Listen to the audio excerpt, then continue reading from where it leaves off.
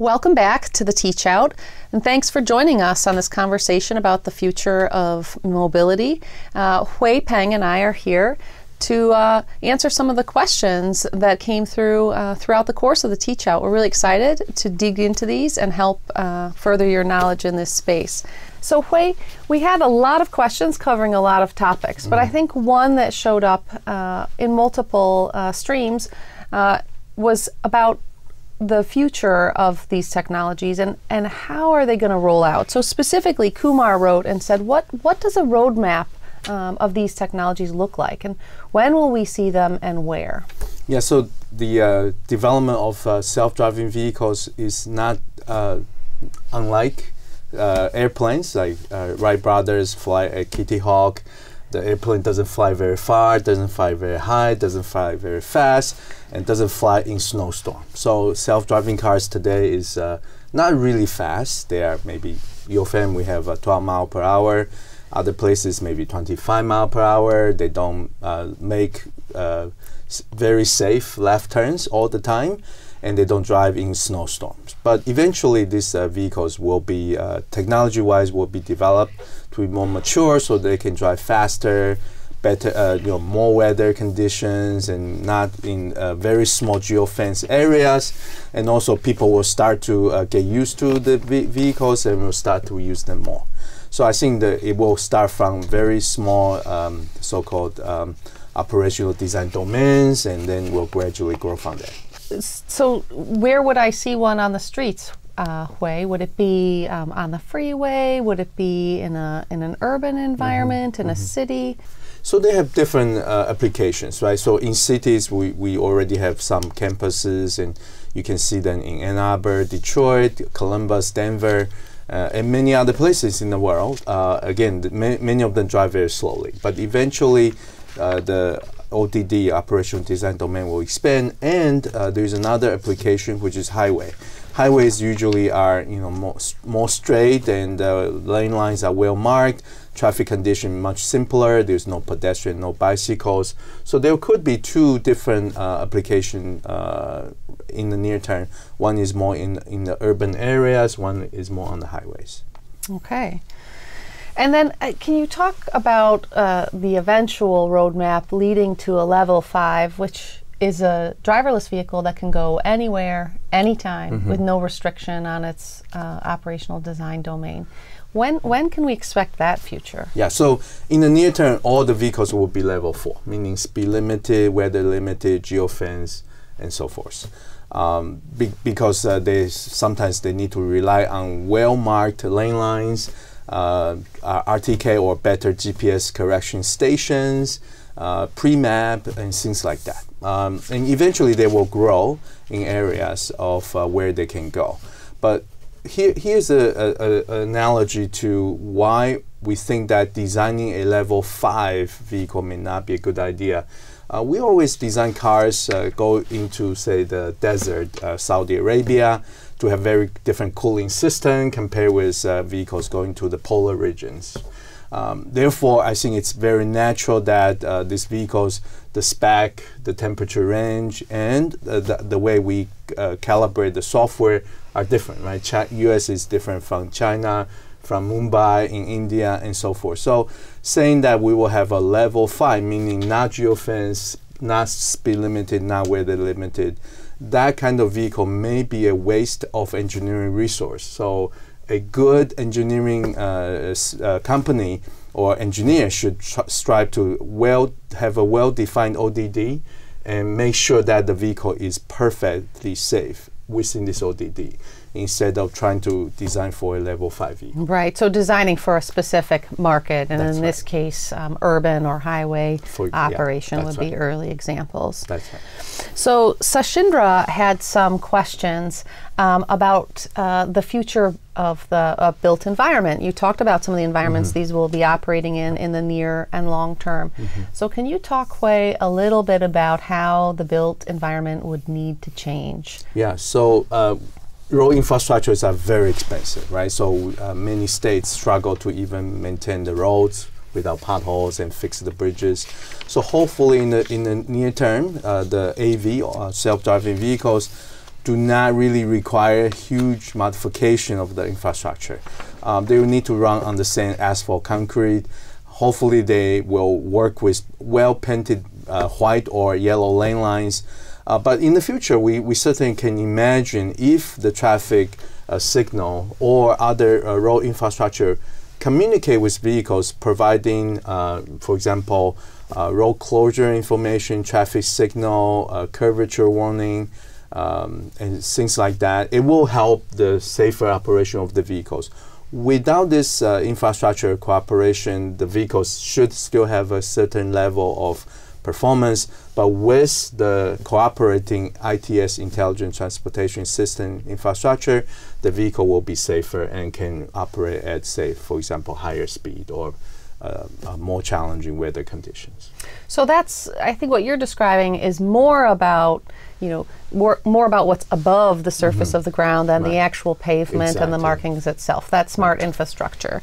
So that leads to another question. We had numerous questions around the connectivity of vehicles and what does that future look like and how does it help the AV? So can you talk a little bit more? We had a future scientist who asked about what is that common protocol that would enable these driverless vehicles to talk to each other and the world around it, and does that already exist? Yes, so in 20 years ago, 1999, FCC, Federal Communication Commission, already set aside some spectrum for DSRC, dedicated short-range communication. This is literally for ITS safety application.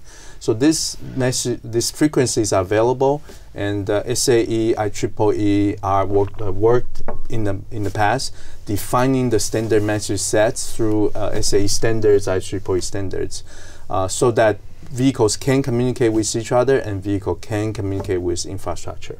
So these are in SAE J2735, 2945, and IEEE has a standard AO2.11p defining a vehicle-focused Wi-Fi standard. So these are available for more than a decade now, and in fact, Ann Arbor has already deployed more than 70 roadside units and more than 2,000 connected vehicles. So the technology is there, it's just not very widespread. Right, and we also see deployments across the country. In fact, other roadway operators are installing this infrastructure that can communicate with these vehicles once indeed there are increasing numbers on the roadway. Right, so literally almost all the 50 states have already more than 50 roadside units installed. Michigan, being one of the leaders, have more than 200 roadside units and thousands of vehicles. And so it's true for New York City, Tampa and Wyoming, Columbus, so Colorado, Las Vegas. So there are many examples of the early adopters deployment of this technology. So that's an exciting future where we think about the cars being part of a collective rather than individual agents like we are today. But that brings some risk with it. And we've had a number of questions about the cybersecurity risks. And in particular, we had some questions from Aiden about those kind of risks in terms of cybersecurity. So if they're all talking to each other, how do we make sure that hackers can't take advantage of that and do some nefarious things? So any intelligence systems, especially when you have outside attack service, right, through Wi-Fi, internet, through your 4G, LTE, Bluetooth, all of those are becoming attack service. Therefore, there will be attack, and the question is how do you mitigate and make sure that the threat is managed. So this is somewhat different from internet and smartphone in the sense that the vehicle only talk to other vehicles, road users, or infrastructure within a very small radius, about 2,000 feet. So people who want to attack a connected vehicle, for example, can only do so within 2,000 feet. So this is not like an internet where you attack one service, you can literally spread the damage to the world. Very different situation. Also, I think for the vehicle guys, the analogy is more like instead of having a coconut defense, meaning you have a hard shell outside, but once you go inside, it's totally soft. But for cars, you need to think about layers of coconut defense, meaning Once you enter the first line of defense, you can do something, but then the more critical, safety critical functions such as steering, braking, throttle, you need to attack through a few surface layers. And hopefully, before that time, you were already caught. It's like a big skyscraper. You can enter the first floor lobby, but in order to access the elevator to go to the top floor, you need additional security. And finally, the vault has another security. You couldn't really enter the vault and get to what you want. So again, the most safety critical functions need to be behind a few layers of protection. And so, Hui, we work with industry on a regular basis. Can you talk a little bit about some of the things industry are doing together to make sure that cybersecurity is at the fore? Things like the auto eye stack, for example. Right. So cybersecurity of automotive companies or banks, if one bank is hacked, it put a terrible image to the whole industry sector. So I see many companies got it. Therefore, they are working together. Auto ISA is a good example. People are thinking about the best practice. They think that protecting everybody together is very important, not just protecting yourself. So yes, people are talking to each other, learning about all the defense efforts. They have been seeing the attack from all of these companies or banks, and they share their best practice and make sure that everybody is safe. And I think importantly, they're meeting on a regular basis and they are discussing the risks that they are seeing and any kind of threat so that they can make sure that as an industry, they're preparing a great defense strategy against the various threats that are out in the Absolutely. marketplace. Attack to one company is an attack. Is the attack to the whole industry. That's right. That's right. So continuing along that line of how do we make sure that these are safe, I think cybersecurity, those questions are really scratching at the safety element. Jai had a question. Are simulations or simulated miles equivalent to real miles? We talked a lot in the teach out about statistically the hill we have to climb, which is more like Mount Everest than a hill, to prove that these vehicles are safe. So can you talk about the difference between simulated miles versus real roadway miles? Yeah, so first we can talk about the miles we need in order to prove that a robot vehicle is safe. If you treat this as a stochastic problem, and the fact that it takes about so-called 100 million miles for a fatal crash and 500,000 miles for a police reported crash, it will need 11 billion miles to prove that a robot vehicle is safer than human by 90%, and you can state that with 80% confidence level, for example. So 11 billion miles is too long. We just, that's first. Second is testing on public roads or labs are always very expensive. So therefore, simulation has to be developed to become a good representative alternative to driving on roads. So the current challenge is we need to make sure that the LiDAR models, camera models, radar models, and all the minute details of the physics of road friction and vehicle behavior, human behavior are well represented in this simulation software. So simulation software need to be further developed, but they have to become a alternative to real vehicle testing. Okay. So testing is important, and I think that that leads to another more general question that we've seen from the participants in the teach out, which is really getting at what are some of the barriers to social acceptance. I think understanding the safety implications is one of them. So to answer Aiden, he had a question. What do we know about the public attitudes toward this technology, and what do we think will be required to gain consumer acceptance? All right, so trust need to be earned over time, right? When there's a novelty like a motor vehicle, we used to have a red flag bearer who has to walk a certain distance in front of every motor vehicle, wave a red flag to warn about all the horses, and pedestrians about the motor vehicle. So that's the case. And when we have elevators at the beginning, we always have an elevator conductor because they are novelty. People don't trust the new thing.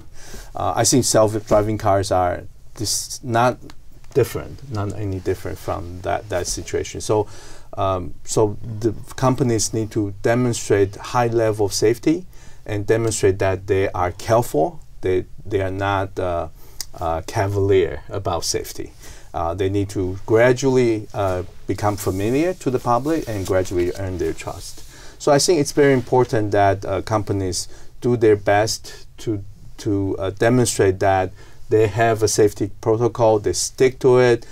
So today, all self-driving cars still has a safety conductor, including the Michigan shuttles, including Waymo, and cruise automation, deployment or testing on public roads. And that's necessary. I think it will still take a couple of years before people start to say, that's stupid, why do we have a safety conductor?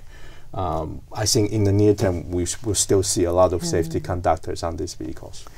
You know, Hui, I think that you and I have both experienced that beyond safety, there is there's a general feeling in the public that they need to understand how these technologies are going to help serve them. And to that extent, we have a question from Kumar, and he's asking, how can the driverless car help in terms of accessibility, and what might we need to do to make sure that these vehicles are accessible to all? So these vehicles have to serve purpose for the society. So first of all, they need to be demonstrated to be safe.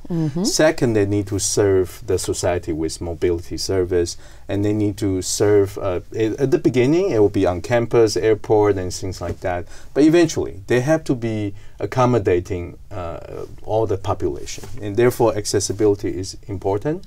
So companies today are focusing more on technology, but eventually they need to think, okay, this is a utility. How can I make sure that this is useful for people? So accessibility will become a very important question going forward, if not already. It's an exciting time, right? So you've been working on automotive subjects for a long time, and I came from the auto industry. This is the first time where we see the opportunity to redesign the vehicle completely from the ground up. And so I think understanding the unique challenges and opportunities today in terms of accessibility will be important to creating complete solutions for tomorrow for society. Absolutely. So in the past, cars are always driven by a human driver, and the human driver can play the role of helping the motion challenge or sight challenged population. But going forward, we don't need to accommodate the driver, and that leaves some opportunity for redesigning the vehicle to be more accessible. But some technology like automated robotic technology, not driving, but helping to serve the passengers, will need to be considered. So, Hui, what is the biggest challenge that M-City and more, maybe perhaps more broadly, our partners are facing in the overall development and deployment? This is a question from Rick. And have there been any of these challenges that don't have solutions that we're seeking? So there are many challenges, technology related or beyond technology. So certainly, let's say technology first, right? Sensors are very expensive. The 64 beam LiDARs we are using are $70,000, and the cheaper ones are maybe $10,000. And the RTK, good GPS in the past was like $60,000, and they are becoming like thousands or hundreds of dollars. But still, they are expensive. So cost. And they are not really reliable, right? They are not automotive grade reliability. We've seen instead of mean time between failure in the order of thousands or tens of thousands of hours, mean time between failure, I'll say they are probably in the order of hundreds of hours. And so they are expensive and not very reliable. So very challenging. Second is about talent. So every car company working in this area they need to grab the fresh grads from universities or grab from each other. And every time they increase the salary by 20%, 30%, driving up the costs. So it's not very sustainable. So talent is another challenge.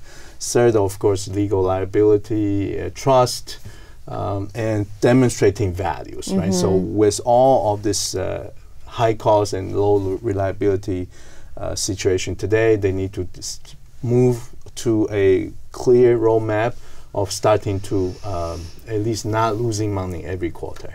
And so there are a lot of challenges. I think because it's new, it's very important that companies work together, especially companies cross sectors, automotive, insurance, communication, chip manufacturer. They all come together, and MCT is such a partnership where companies come together to solve the problems.